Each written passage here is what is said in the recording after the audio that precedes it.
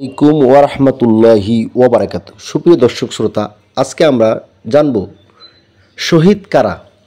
যারা আমরা সকলে জানি, যারা শাহাদাত বরণ করে তারা হচ্ছে শহীদ।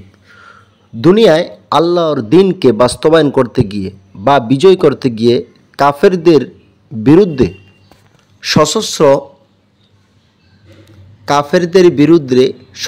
সংগ্রামে যেসব মুমিন ব্যক্তি নিহত হয় তাদেরকে শহীদ বলা হয়।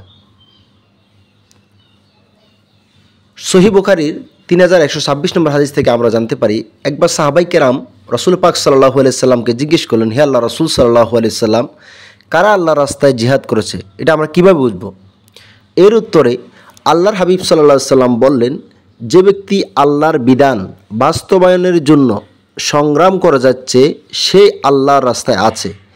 আর আল্লাহর রাস্তায় থাকা অবস্থায় সংগ্রাম করতে গিয়ে যে মারা যায় তাকে ইসলামে শহীদ বলে ঘোষণা করেছেন। তবে সেক্ষেত্রে একটি সত্য রয়েছে, সেটি হচ্ছে দুনিয়ার কোনো লোভে পড়ে বা দুনিয়ার কোনো স্বার্থের জন্য কেউ যদি আল্লাহর পথে মৃত্যুবরণ করে তবে সে শহীদ হিসেবে গণ্য হবে না। কারণ অনেক হাদিসে পাকের মধ্যে এসছে, কিয়ামতের দিন আল্লাহ তাআলা অনেক শহীদকে জাহান্নামে ফেলে দিবেন। আল্লাহ বলবেন, তুমি তো দুনিয়াতে এই জন্য জিহাদ করেছিলে যে মানুষ তোমাকে বীর সাহসী বলবে, বাহাবা পাওয়ার জন্য তুমি লড়াই করে নিহত হয়েছ। এরপর মানুষ তোমাকে বীর বলেছে, তাই তোমার প্রতিদান দুনিয়াতে শেষ হয়েছে। আমার কাছে তোমার কোনো প্রতিদান গুচ্ছিত নেই, সুতরাং তুমি জাহান্নামে যাও। এখন প্রশ্ন হলো, যারা আল্লাহর রাস্তায় সরাসরি লড়াই করে মারা গিয়েছেন তাদের বাদে অন্য কেউ শহীদ হিসেবে গণ্য হবে কিনা? এই প্রসঙ্গে আল্লামা ইবনে হাজার আসকালানী রহমতুল্লাহ আলাইহি বলেছেন, শহীদ দুই প্রকার। এক, যারা আল্লাহর রাস্তায় নিহত হয়েছেন। দুই, যারা দুনিয়াতে আল্লাহর রাস্তায় নিহত হয়নি কিন্তু পরকালে শহীদের মর্যাদা লাভে ধন্য হবেন। এখানে প্রথম প্রকার হলো প্রকৃত শহীদ। এদেরকে আল্লাহ মৃত বলতে নিষেধ করেছেন, বরং আল্লাহ তাআলা বলেছেন যারা আল্লাহর রাস্তায় নিহত হয় তারা মৃত বলো না, তারা জীবিত।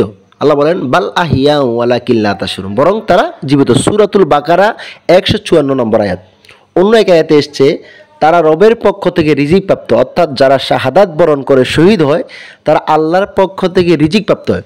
প্রকৃত শহীদের মর্যাদা আল্লাহ দরবারে এত বেশি যে নিহত হওয়ার পরে শাহাদাত বরণ করার পর তাদের গোসল দেওয়ার প্রয়োজন নেই। তারা রক্ত মাখা শরীর নিয়ে রক্তজড়া অবস্থায় বিচার দিবসে আল্লাহর কাছে হাজির হবেন। কোরআনে এসছে সবচেয়ে শ্রেষ্ঠ মর্যাদা হলো নবীদের, এরপরে সিদ্দিকীর, এরপরে শহীদের মর্যাদা। সূরা আন-নিসা 69 নম্বর আয়াত। এই জন্য প্রতিটি মুমিনের উচিত আল্লাহর রাস্তায় শহীদ হওয়ার জন্য আকাঙ্ক্ষা লালন করা এবং সে অনুযায়ী কাজ করে যাওয়া।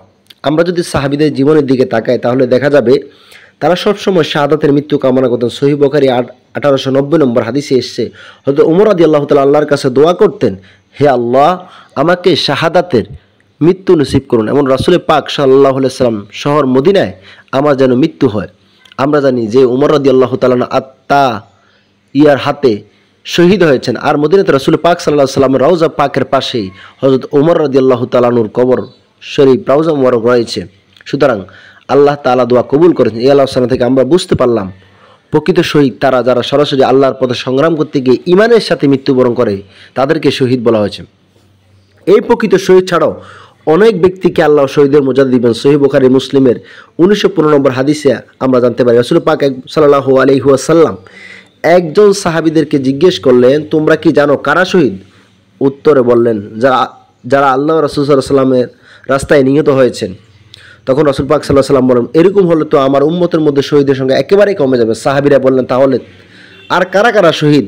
রাসূল পাক সাল্লাল্লাহু আলাইহি ওয়াসাল্লাম বললেন, আল্লাহর রাস্তায় যারা নিহত হন তারা তো শহীদ বটেই, পাশাপাশি আরও কিছু মানুষের শাহাদাতের মর্যাদা পাবেন। তারা হলেন যারা মহামারীতে আক্রান্ত হয়ে মারা যায় তারাও শহীদের মর্যাদা পাবেন, পেটের রোগে যারা মারা যায় তারাও শহীদের মর্যাদা পাবেন, পানিতে ডুবে যারা মারা যায় তারাও শহীদের মর্যাদা পাবেন।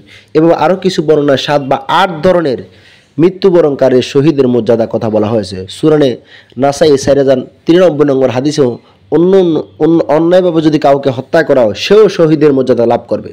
সূরানে তিরমিজি 1421 নম্বর হাদিসে বর্ণিত আছে, কোনো ব্যক্তি তার দ্বীনকে হেফাজত করতে গিয়ে মারা গেলে, সম্পদ রক্ষা করতে মারা গেলে, রক্ত বাঁচাতে গিয়ে মারা গেলে, পরিবারকে রক্ষা করতে গিয়ে মারা গেলে, সম্মান রক্ষা করতে গিয়ে মারা গেলে, দেয়ালের নিচে বা ধ্বংসস্তূপের নিচে পড়ে মারা গেলে, ফুসফুসে রোগে মারা গেলে, আগুনে পুড়ে মারা গেলে, সন্তান জন্ম দিতে গিয়ে মারা গেলে, এই ধরনের কেউ মারা গেলে অবশ্যই সে শাহাদাতের মর্যাদা পাবে।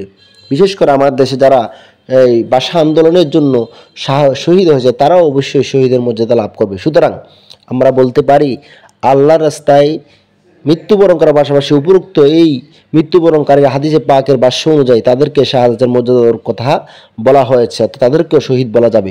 অবশ্যই ঈমান নিয়ে মৃত্যুবরণ করতে হবে, তবে আল্লাহর দরবারে শহীদের মর্যাদা পাওয়ার আশা করা যায়। এই বিষয়ে আমরা এতটুকু বলতে পারি, বাদী আল্লাহ সুবহানাহু ওয়া তাআলা ভালোই জানেন। আল্লাহ আমাদের শহীদ মৃত্যু এবং ঈমানের মৃত্যু আল্লাহ তাআলা যেন আমাদেরকে দান করে। আসসালামু আলাইকুম ওয়া রাহমাতুল্লাহ।